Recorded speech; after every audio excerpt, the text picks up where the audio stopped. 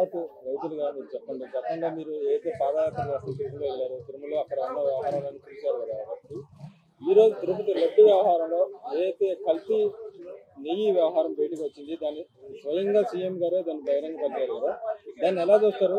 YCP వాళ్ళు ఏమన్నా మా గవర్నమెంట్ ఏం జరగదు, ఈ గవర్నమెంట్ వచ్చిందా జరిగింది, ఈ గవర్నమెంట్ చేసిందని మాట్లాడుతుంది, దాన్ని ఎలా చూస్తారు? ముందుగా హిందూ ధర్మం పాటించే ప్రతి ఒక్కరికి ధన్యవాదాలండి. అందరూ ఏకమయ్యి హిందూ ధర్మాన్ని కాపాడాలని కోరుకుంటున్నాము. ఇవాళ జరుగుతున్న ఈ లడ్డు వ్యవహారం మీద మేము 4 సంవత్సరాల నుంచి దాన్ని ఖండిస్తున్నామండి. ఎందుకంటే అమరావతి రైతులుగానే కాదండి, ఒక వెంకటేశ్వర స్వామి భక్తులుగా మేము ఎప్పుడు ఎల్లవేళలా వెళ్తాం కాబట్టి, మేము ఆ ప్రసాదాన్ని దైవంగా పూజిస్తాం కాబట్టి ఆ ప్రసాదాన్ని మా పిల్లలు సంవత్సరం మొక్కులు నెరవేర్చడానికి వెళ్తామండి. వెళ్ళి ఆ ప్రసాదాన్ని తీసుకొచ్చి ఇంటికి తీసుకొచ్చి మళ్ళీ ఇంట్లో పెట్టి దాన్ని పూజ చేసి అందరికీ ఇళ్ళమ్మడి ప్రసాదాన్ని పంచుతాం. అలాంటి ప్రసాదాల్లో కల్తీ జరిగిందని తెలిసిన దగ్గర నుంచి ఎంతో ఆవేదన చెందండి. అది ఇవాళ జరిగిన కల్తీ కాదండి, కనీసం 4 సంవత్సరాల నుంచి అండి. ఇంటికి తీసుకొచ్చిన తర్వాత ఆ ప్రసాదం 2వ రోజుకే వాసన వచ్చేసిద్దండి. వాసన వచ్చేస్తుంటే కల్తీ జరుగుతుంది, ఏదో ఉంది మొత్తానికి, ఇదివరకు ఇట్లా లేదు ప్రసాదం అని చెప్పి మేము అప్పటి నుంచి అనుకుంటూనే ఉన్నామండి. కానీ ఈ రోజు బయటపడింది. ఈ రోజు బయటపడటానికి మేము ఒకటే చెప్తున్నామండి, అందరూ ఏమైపోయారండి. ఆ రోజు ఇన్ని వేల మంది ప్రజలు ఉన్నారు, ఇన్ని వేల మంది పూజారులు ఉన్నారు, పైన అంతమంది సేవకులు ఉన్నారు, ఒక్కళ్ళు కూడా ఎదిరించడానికి లేకుండా పోయారా?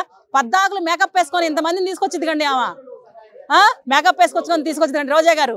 ఇంతమందిని తీసుకొచ్చి దర్శనాలు చేయించింది కదా ఫ్రీ టికెట్ల మీద. వాళ్ళందరూ ఆ రోజు కనీసము ఆమె కూడా ప్రసాదాలు తీసుకెళ్ళిందా, లేకపోతే ఆమెకు స్పెషల్గా ప్రసాదాలు పంపించారా ఏమన్నా? ఈ ప్రసాదాలేనా, లేకపోతే ప్రజలకు కొన్ని ప్రసాదాలు వాళ్ళకు కొన్ని ప్రసాదాలు పంపిస్తున్నారా? మాకు అర్థం కావట్లేదు. నిజంగా ఆ ప్రసాదాల్లో చాలా అవకతవకలు జరిగినాయి అని చెప్పి పత్రం రూపంలో విడుదల చేసిందండి. ఈ రోజు మన చంద్రబాబు గారి హయాంలో బయటపడిందని చెప్తున్నారు. ఏమండి, చంద్రబాబు గారి హయాం వచ్చింది 100 రోజులేనండి, ఇవాళకి 100 రోజులు. అంతకుముందు జరిగిన దాని గురించి చెప్పండి.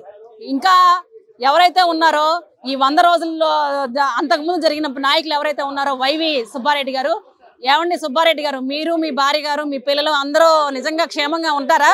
చూద్దాం, ఉంటారో ఉండరో మేము చూస్తాం. ఎందుకంటే ఆ వెంకటేశ్వర స్వామిని ఎవరైతే అన్యాయం చేస్తారో వాళ్ళు ఎవరో శాశ్వతంగా ఉండండి. అదో గత నాయకులు అలాంటి రుచి చూశారు, ఇక మీరు కూడా చూస్తారని మేము అనుకుంటున్నాం. అయితే వైవి సుబ్బారెడ్డి గారు అన్నారు, అయితే గవర్నమెంట్ విజిలెన్స్ ఆదేశాలు జారీ చేసి విజిలెన్స్ దాడులు చేయమని చెప్పి ఆయన ఎంక్వైరీ చేస్తే ఆయన హైకోర్టు పోయారు. వాళ్ళ నాయకుడు ఏమైనా సిబిఐ ఎంక్వైరీ కావాలని వాళ్ళ నాయకుడు అడుగుతున్నాడు. ఇంకో పక్క వాళ్ళ ప్రధాన కార్యదర్శి ఏమన్నా హైకోర్టులో సమగ్ర విచారణ కావాలని అడుగుతున్నాడు. దాన్ని ఎలా చూస్తారు? సిబిఐ ఎంక్వైరీ చేయాలండి, నిజంగా సిబిఐ ఎంక్వైరీ చేయాలి. సిబిఐ ఎంక్వైరీ చేస్తేనే మొత్తం బయటకు వస్తాయి. ఎవరైతే అక్రమాలు చేశారో, ఎవరైతే అన్యాయాలు చేశారో వాళ్ళందరూ బయటకు వస్తాయి. ఇప్పుడు ఈ ప్రభుత్వం 100 రోజులు వచ్చిన ప్రభుత్వం ఏం చేసింది, గత ప్రభుత్వం 5 సంవత్సరాలు ఏం చేసిందో మొత్తం బయటకు వస్తాయండి. అది జరిగితేనే నిజంగా అలా చెబితే వాళ్ళు ఏ తప్పు చేయలేదని నమ్ముతారు అనుకుంటున్నారు ప్రజలు. రాతపూర్వకంగా విడుదల చేశారండి ప్రతి ఒక్కటి పత్రం రూపంలో. ఎంత క్వాలిటీ ఉంది, ఎంత క్వాలిటీ పడుతుంది అనేది మొత్తం అవుతుంది. ఏమంటే ఎక్కడైనా సరే ఇళ్లలో గిద్ద నెయ్యి కొనాలంటే 150 రూపాయలు పడుతుందండి. వాళ్ళకి 350 రూపాయలకి నెయ్యి ఎట్లా వస్తుందండి ఒక్కకాలు చూసి? దీంట్లో తెలియట్లేదండి ఎంత నాసిరకం నెయ్యి అమ్ముతున్నారో. ఒక్కసారి అందరూ ఆలోచించాలని మేము అనుకుంటున్నామండి. అలాగే చూసుకుంటే జగన్మోహన్ రెడ్డి గారు అంటున్నారు, ఇదంతా డైవర్షన్ పాలిటిక్స్ కోసం చంద్రబాబు నాయుడు గారు చేస్తున్నారు, మా దాంట్లో ఏమీ లేదని చెప్పి ఆయన మాట్లాడుతుంది. దాన్ని ఎలా చూస్తారు? డైవర్షన్ చేసేది ఆయనండి. నిజంగా చెప్పాలంటే డైవర్షన్ చేయడంలో ముందు వ్యక్తి ఉండేది ఆయనే. ఎప్పుడూ బయటికి రాని వ్యక్తి, కనీసం ఈ 5 సంవత్సరాల్లో ఏనాడు బయటికి రాని వ్యక్తి, తెరల చాటున ఉండే వ్యక్తి, సెక్యూరిటీ చాటున ఉండే వ్యక్తి ఇవాళ కనీసం వాళ్ళ నాయకులు అరెస్ట్ అయ్యేసరికి బయటకు వస్తున్నాడండి. ఎందుకు? టాపిక్ డైవర్ట్ చేయడానికి. ఈ అభివృద్ధి ఎక్కడైతే బయటపడుతుందో, ఈ 100 రోజుల అభివృద్ధి, చంద్రబాబు గారి అభివృద్ధి బయటపడుతుంటే ఇవన్నీ కప్పిపుచ్చడానికి ఆయన ఏదో ఒకటి పాలిటిక్స్ బయటకు తీసుకురావాలని చూస్తున్నాడు. కానీ జనమేం అంత పిచ్చోళ్ళు కాదండి.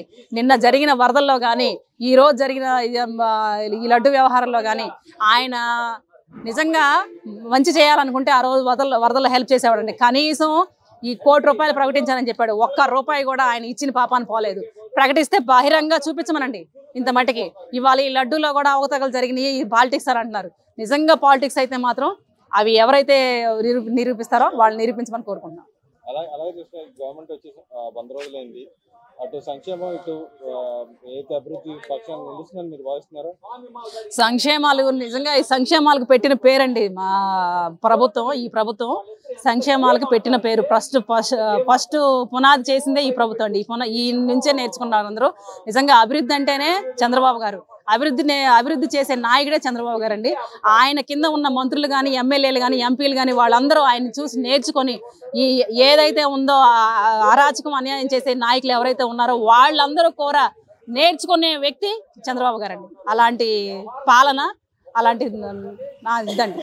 అలాగే ఫైనల్ గా చెప్పండి, ఈ గవర్నమెంట్ ప్రజలు అనుకున్న విధంగానే పరిపాలన సాగిస్తుందని మీరు భావిస్తున్నారు? ప్రజలు అనుకూలంగానే పరిపాలన సాగిస్తున్నారు. చంద్రబాబు గారు ఎప్పుడు నీతికి నిజాయితీకి నిలువెత్తు మనిషి అని చెప్పి. ఎందుకంటే మేము ఇన్ని సంవత్సరాలుగా నాకు తెలిసి ఇప్పుడు నాకు 40 సంవత్సరాలండి. 40 సంవత్సరాలు 20 సంవత్సరాల నుంచి నేను ఆయన చూస్తున్నానండి. ఆయన చేసిన అభివృద్ధి, ఆయన చేసిన ఇది కనీసం ఏ నాయకుడు చేయలేకపోయాడండి. గతంలో నాకు తెలిసి అంటే అంతకుముందు ఇంకా నాయకులు చాలా మంది వచ్చారు. ఆ నాయకులు నేను చూడలేదు పాలన, కానీ ఈ నాయకుడు పాలన చూశాను కాబట్టి నేను చెప్తున్నాను. ఇంకా ఇలాంటి వాళ్ళు ఉంటే అభివృద్ధికి మారుపేరు చంద్రబాబు గారు.